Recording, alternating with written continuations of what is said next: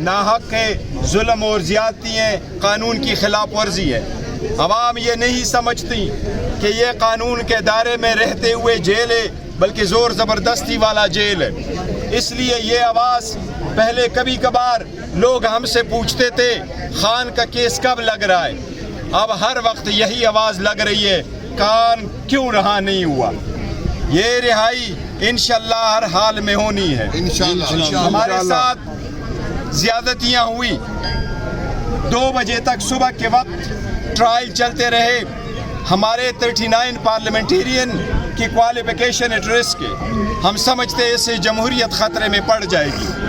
ہمارے جتنے پارلیمنٹیرین ہیں، نہ صرف یہ کہ ان کو ڈسکوالیفائی کیا گیا، سزائیں دی گئی، بلکہ ان کو ڈسکوالیفائی کیا گیا۔ ہمارے leader of the opposition Umar صاحب کو ڈسکوالیفائی کیا، شبلی فراز صاحب leader of the opposition in the senate کو ڈسکوالیفائی کیا، احمد بچر صاحب ہمارے leader of the opposition in the Punjab assembly کو ڈسکوالیفائی کیا گیا۔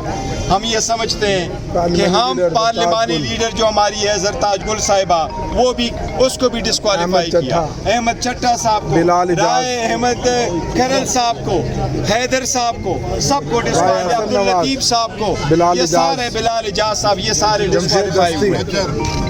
ہمارے جتنے بھی لوگ ڈسکوالیفائی ہوئے ہیں، پاکستان تحریک انصاف سیاست میں تشدد اگریشن پہ بلیو نہیں کرتی۔